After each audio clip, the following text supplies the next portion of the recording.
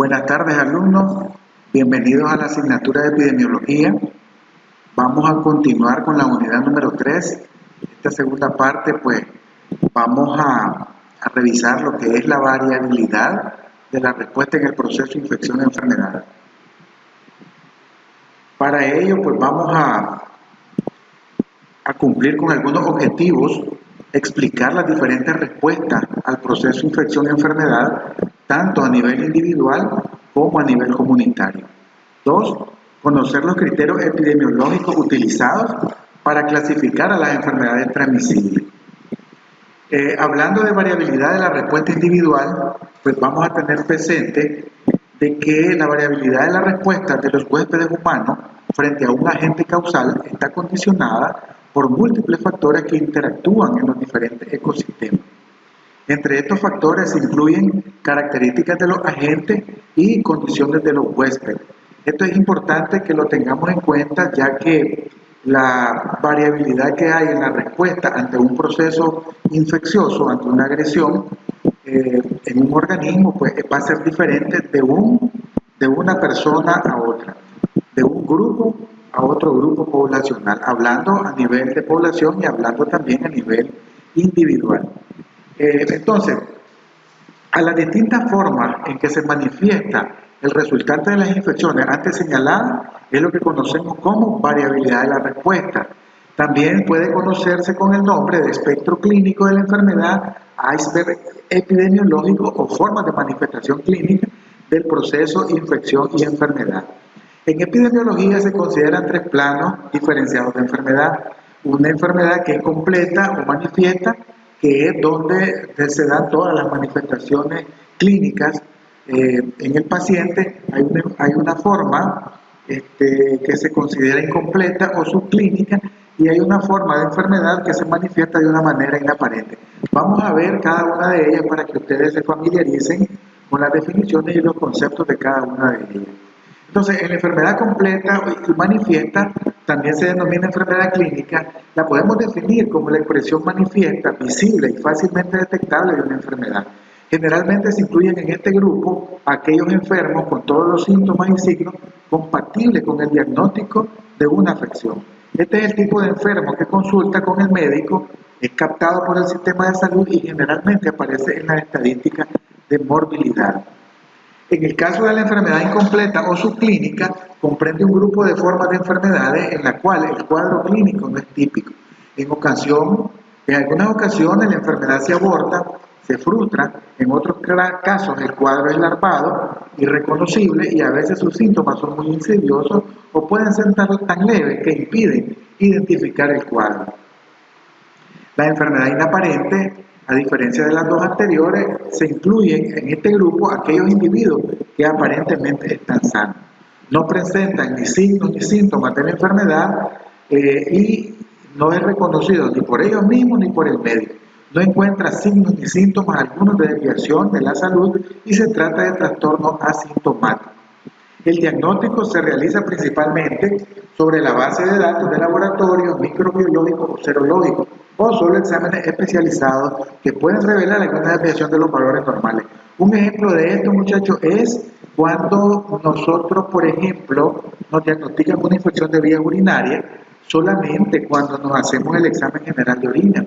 Sin embargo, no tenemos ningún síntoma, ni de disuria, no tenemos ni poliuria, no tenemos fiebre, no tenemos malestar general, no tenemos ningún síntoma, ningún signo asociado a la infección de vías urinarias. Sin embargo, sí, en el examen de orina o el examen de laboratorio podemos constatar de que sí nos orienta a un proceso infeccioso, el cual está asintomático, y este paciente entra dentro del grupo de pacientes con enfermedades inaparentes.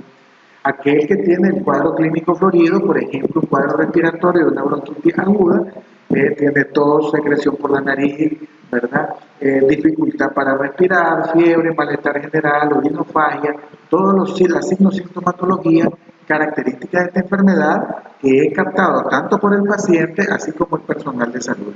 Entonces, estos tipos de comportamiento o variabilidad de la respuesta en el proceso de infección-enfermedad, ustedes deben de tenerlo bastante familiarizados y conocer cada uno de ellos para así poder manejar este tipo de problemas. En general, este tipo de enfermos, situación epidemiológica activa de terreno como un control de flujo. Unos casos se curan o restablecen totalmente, otros se curan pero les quedan secuelas y algunos se restablecen clínicamente pero quedan como portadores. Un grupo de ellos se convierten en enfermos crónicos y también una proporción variable puede fallecer en diferentes momentos del proceso. Por lo antes expuesto, la enfermedad desde el punto de vista de la afección comunitaria ha sido comparada con un témpano de hielo o un iceberg, que lo vamos a ver más adelante. La pequeña porción visible es la expresión de la enfermedad manifiesta, completa y clínica. Bien, entonces lo que hablábamos anteriormente, ustedes pueden ver aquel paciente que tiene una porción visible, que tiene una enfermedad clínicamente comprobada y completa con todas las manifestaciones clínicas de signos y síntomas, la cual hacia el ojo la visión clínica es la única que se mira. Sin embargo, la visión epidemiológica pues puede, a través de otros estudios, a través de otros enfoques y abordajes, podemos detectar aquella enfermedad inaparente, aquella enfermedad que también es incompleta o es subclínica. Es una porción invisible, pero que en vistas o a través de la visión de la epidemiología podemos verla. Es decir, que la epidemiología tiene un campo de visión más amplio en relación a la visión solamente clínica. Recuerden que la epidemiología estudia a nivel de población un comportamiento de una enfermedad. En cambio, la parte sumergida representa la porción mayor, la de los casos no manifiestos, inaparentes y los portadores. Todas las enfermedades no tienen un comportamiento clínico igual, es lo que manifestaban. Yo puedo, en mi casa puede haber un brote o una infección respiratoria, sin embargo a unos nos afecta y a otros no nos afecta. Entonces, por consiguiente, la proporción de las diferentes formas que componen el espectro varía de una enfermedad a otra y de una persona o un individuo a otro. El espectro clínico, por ejemplo, de la poliomielitis, se encuentra en el extremo de todo el grupo de las enfermedades transmisibles. Por cada caso manifiesto y típico es posible detectar virológica y serológicamente entre 100 y 1000 formas no manifiestas. En el otro extremo se encuentran enfermedades como el sarampión o la rabia, en las que cerca del 100% de los susceptibles expuestos constituyen formas manifiestas de enfermedad, mientras que las formas ocultas, inaparentes e incompletas prácticamente no existen. Entre estos casos extremos se encuentra la mayoría de las enfermedades transmisibles.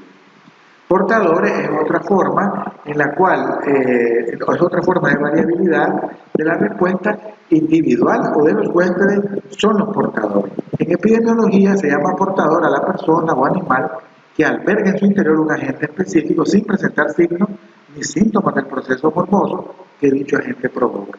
Puede actuar como reservorio o fuente de potencial de infección de otros miembros de la sociedad.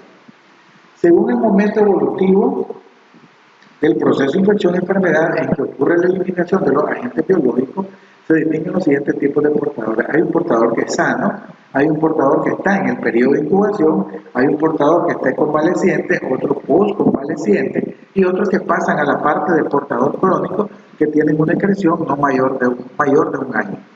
Entonces ustedes van a ver aquí en esta diapositiva la forma de manifestación de las enfermedades, vemos un horizonte clínico y vemos aquí desde que nos infectamos hasta que podemos curarnos, aquí en esta parte. Entonces hay diferentes partes. Uno, los infectados, ¿verdad?, que pasan por todo el proceso, la enfermedad inaparente, que es la número 2, ¿verdad?, la enfermedad subclínica leve, la enfermedad subclínica larvada, ¿verdad?, la número 5, la enfermedad clínica como tal, que es la número 6, donde pasa desde el periodo de incubación, la infección, el periodo de incubación, pasa a través de todas las etapas y llega hasta curarse de la enfermedad. Y la enfermedad clínica hiperaguda o fulminante, ¿verdad?, que el paciente se infecta, pero evoluciona mal y puede llegar hasta la muerte. Entonces, variabilidad de la respuesta de las comunidades humanas. Ya hablamos anteriormente de la variabilidad de la respuesta de la infección a nivel individual. Ahora vamos a ver a nivel de comunidad. Así como a nivel individual, el proceso de infección-enfermedad se presenta con modalidades diferentes a nivel comunitario. Más adelante vamos a ver cada uno de ellos. La categoría, por ejemplo, caso esporádico, endemia, epidemia y pandemia, son variantes o grados de la frecuencia de una enfermedad en un grupo humano en función del tiempo y del espacio. Aquí es donde ya estamos hablando de afectación o variabilidad de la respuesta en las comunidades. Casos esporádicos, para empezar a definirlo, podemos decir que son casos que aparecen aisladamente en una comunidad sin conexión aparente entre ellos. Ocurre cuando una enfermedad invade a una comunidad con inmunidad alta pero no total. La endemia ocurre cuando la enfermedad actúa sobre los individuos de una comunidad en forma constante y más o menos uniforme durante un largo periodo. Se caracteriza por la aparición de un número de casos que no se aparta de la cifra esperada o habitual según los cálculos del canal endémico en un territorio determinado y en un periodo de tiempo indeterminado. Ejemplos de estas enfermedades pueden ser endémicas, la enfermedad de diarreica aguda y el dengue, que aquí en nuestro país ocurre de una manera endémica. Aquí vemos en esta diapositiva el corredor endémico de casos de diarrea en niños mayores de 5 años en un país que de 1990 a 1996. Aquí en este eje van a ver las semanas epidemiológicas y aquí van a ver el número de casos. Vean el comportamiento de esta enfermedad, ¿verdad? Entonces llegamos a una zona de alarma, aquí vemos por ejemplo más de 12 casos y ya cuando vemos más arriba de esto, en este lapso de tiempo, de semanas epidemiológicas, ya estamos entrando en una parte que el corredor endémico nos indica que estamos ante una epidemia, en dependencia del número de casos. La epidemia ocurre cuando una enfermedad invade súbitamente una comunidad y se incrementa en relación a su estado anterior, si los niveles de resistencia e inmunidad descienden por cualquier causa. La epidemia se caracteriza por la aparición de casos que se aparta significativamente de la cifra esperada de casos habituales, según los cálculos del canal endémico en un territorio definido y un tiempo determinado. Es lo que mirábamos en la diapositiva anterior en el canal endémico. Aquí vemos un corredor endémico semanal de un año 2013 de malaria por falcíparo en Nicaragua en un periodo de 5 años, ¿verdad? Del 2008 al 2012. Vean ustedes aquí, en verde hay un éxito, aquí hay seguridad en la parte amarilla, ¿verdad? Hay brote, ¿verdad? En la parte roja, y aquí los casos nuevos, los casos que han venido, la incidencia, que es el número de casos nuevos, así en las semanas, ¿verdad?, epidemiológicas durante el tiempo establecido. Las epidemias, según su forma de aparición, se clasifican en explosivas o de fuente común y en lentas o por propagación o diseminación. Según su extensión, se distinguen dos tipos, las localizadas y las difusas. Epidemias explosivas o de fuente común se incluyen en esta categoría todas aquellas epidemias que en la mayoría de los casos tienen una exposición común a una fuente de infección determinada. Ejemplo, puede ser el agua o algunos alimentos contaminados. Estos brotes epidémicos pueden ser de dos tipos, en aguja y aguja con cola. Epidemia en aguja, ¿cómo se define? Son aquellas enfermedades en que la gente actúa en un solo momento. Ejemplo, enfermedades de transmisión digestiva y en algunas respiratorias de corto periodo de incubación. Entonces aquí vemos en esta diapositiva el diagrama, ¿verdad?, de una epidemia en aguja. Ustedes van a ver aquí que está presente en un solo momento. Aquí vemos los primeros casos y aquí vemos los últimos casos en el periodo de tiempo establecido. Y las epidemias en aguja se caracterizan porque todos los casos están inscritos dentro del periodo de incubación máximo de la enfermedad en estudio. Las epidemias de aguja con cola son aquellas en que el agente específico actúa en diferentes momentos, no solo en un momento, sino en diferentes momentos, más de un día, puede ser en días sucesivos, a consecuencia de una contaminación o una infección mantenida. Aquí ustedes pueden ver, aquí está la elaboración de un proceso epidémico desde el periodo donde nos infectamos o nos contaminamos en el tiempo. Aquí ustedes pueden ver algunos de proporción. En estos casos, la curva de la epidemia asciende en forma gradual hasta alcanzar el acné, que es el periodo de mayor intensidad del brote epidémico. Se establece una meseta y es también gradual y lento.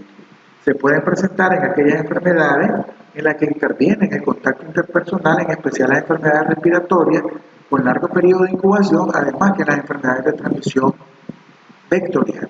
Vean ustedes aquí una epidemia lenta o por propagación, que ustedes pueden ver aquí en esta gráfica, donde aparecen los casos aislados en relación aparente, luego hay una acme y luego pues ya en el tiempo hay un descenso lento.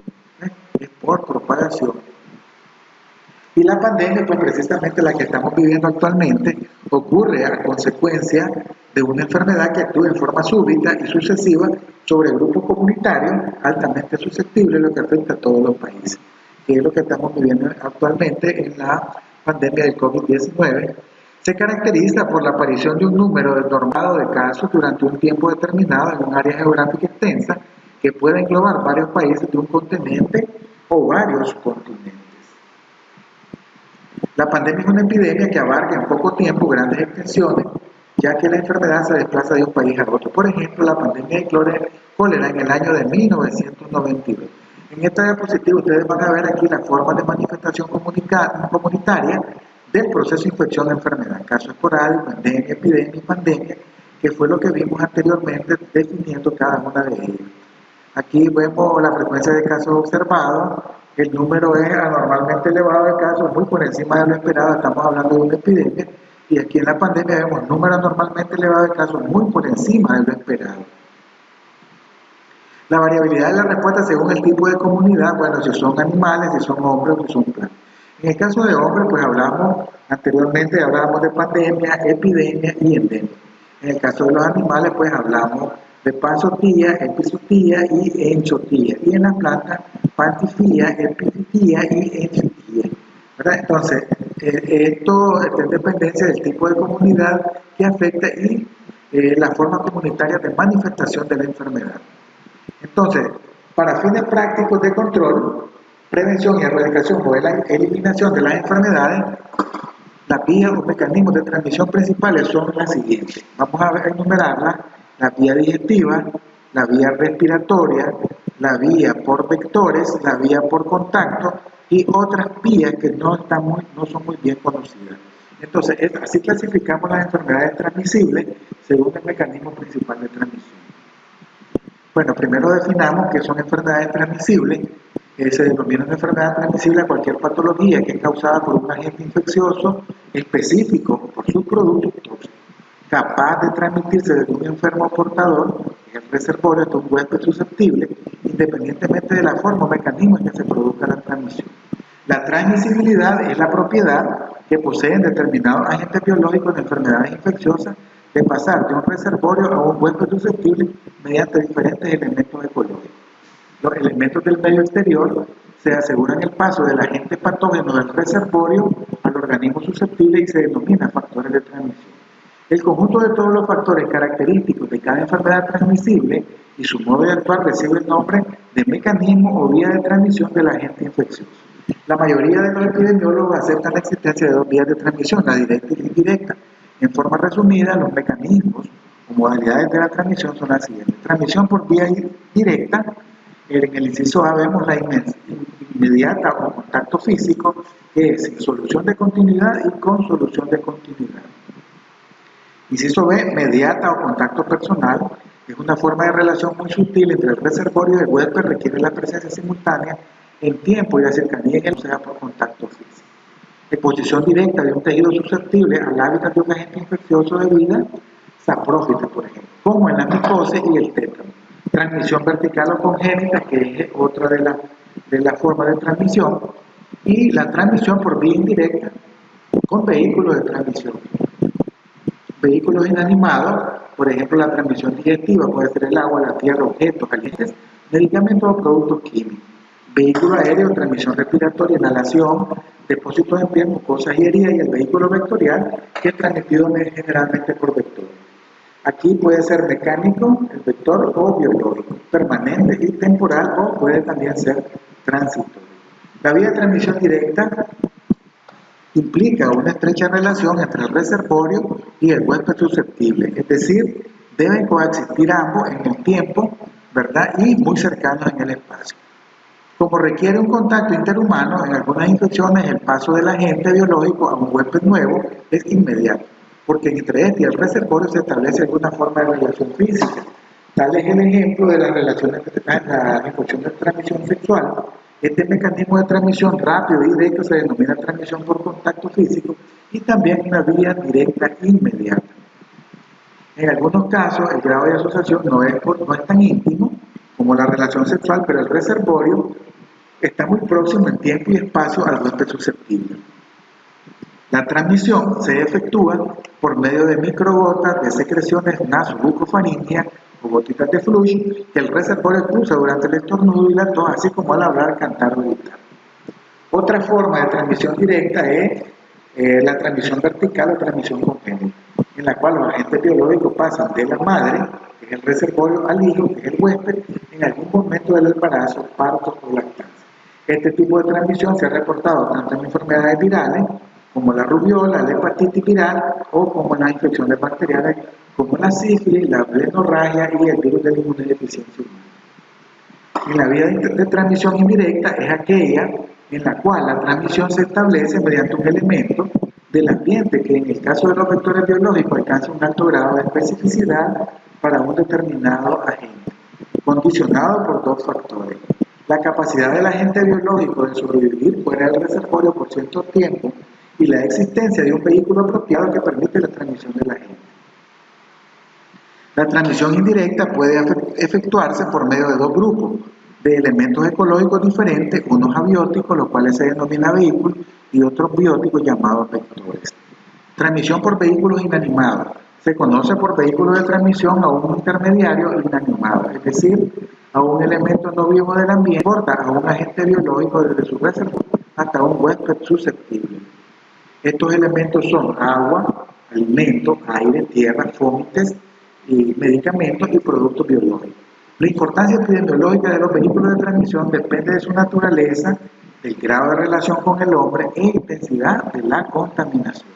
Por ejemplo, en el caso de la leptospirosis, ustedes van a ver aquí algunos animales porque son transmisores de la enfermedad o vectores que pueden transmitir la infección hacia el huésped susceptible. La leptospirosis es medio de contaminación, que es el agua, el cual actúa, ¿verdad? Como un también reservorio de la bacteria y luego a través de otras vías ingresa al ser humano para provocar la enfermedad. Ustedes pueden ver aquí otros reservorios, no solamente el agua, el cerdo, la orina, ¿verdad?, de algunos animales y otro tipo de animales, ¿verdad?, que son que actúan como reservorio en el caso de esta patología que vemos aquí, ¿verdad?, la rata, ¿verdad?, que también es un agente transmisor. La exposición a la leptospirosis, ¿verdad?, a través del agua contaminada por la orina de estos animales, ¿verdad?, a través también de alimentos y a través directamente por animales que son reservorios o actúan como reservorios para transmitir la enfermedad. Posteriormente pues viene la etapa crítica de que nos contaminamos, la etapa clínica, la etapa grave de la enfermedad, donde llegamos, ¿verdad?, con manifestaciones hemorrágicas hasta una unidad de cuidados intensivos, ¿verdad? Entonces, para evitar este tipo de infección, pues debemos de saber de que hay medidas de prevención, hay medidas preventivas desde el punto de vista epidemiológico en grupo poblacional que pueden evitar estas enfermedades o por lo menos tratar de que la variabilidad de la respuesta sea menos intensa en este grupo poblacional o en otros grupos poblacionales.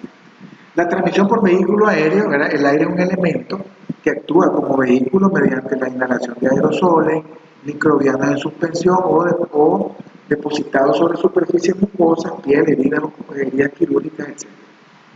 Al toser, hablar o estornudar, el enfermo expulsa millones de gotitas de flux que pueden ser vehículos de los agentes causales de enfermedades.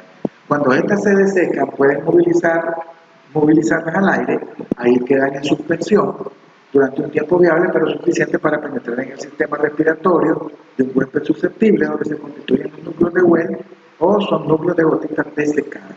La infección transmitida por el aire es importante en ciertas enfermedades, la tuberculosis, así como por los núcleos de Well. Igual, como por ejemplo ahora, por eso usamos tapabocas o mascarilla, en el caso de la pandemia que estamos viviendo, porque sabemos de que un paciente con una infección por COVID en las vías respiratorias pues puede transmitirnos, ¿verdad?, este virus a través del aire.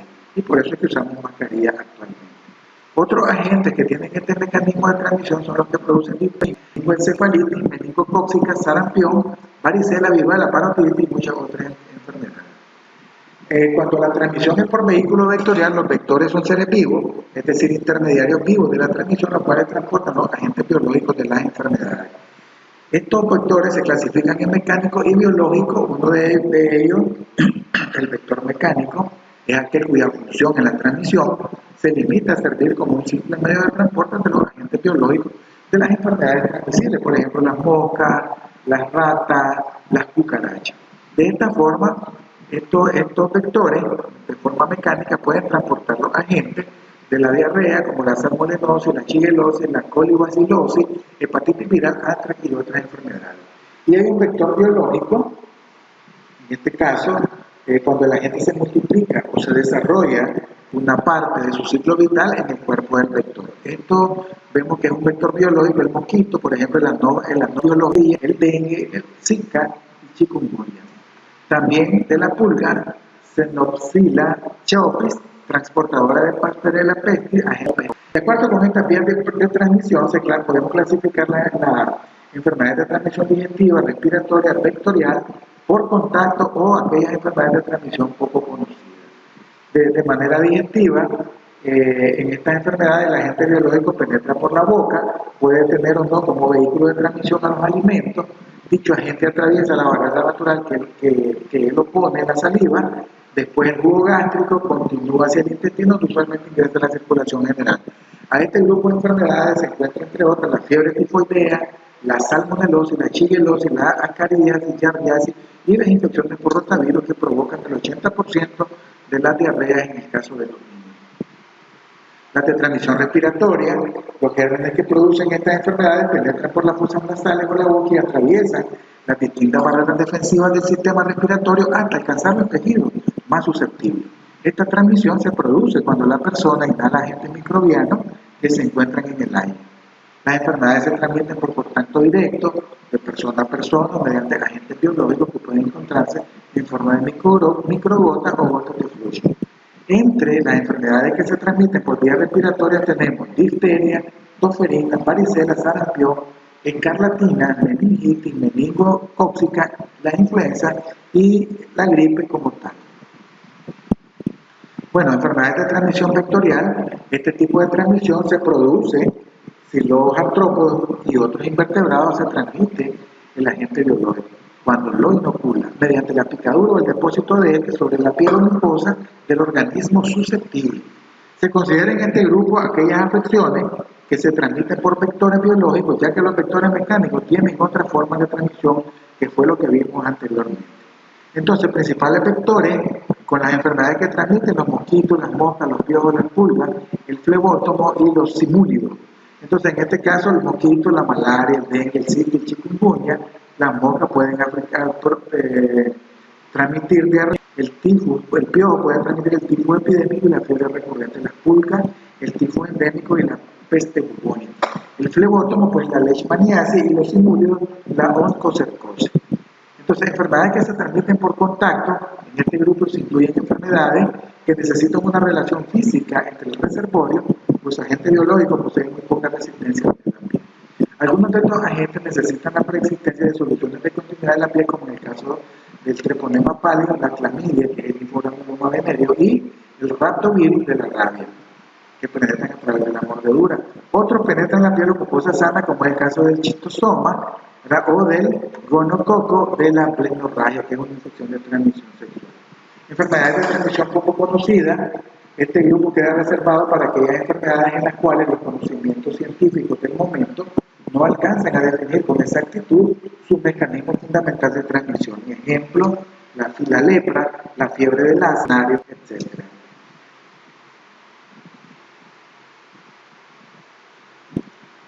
Bien, entonces, hasta este momento, pues, vemos la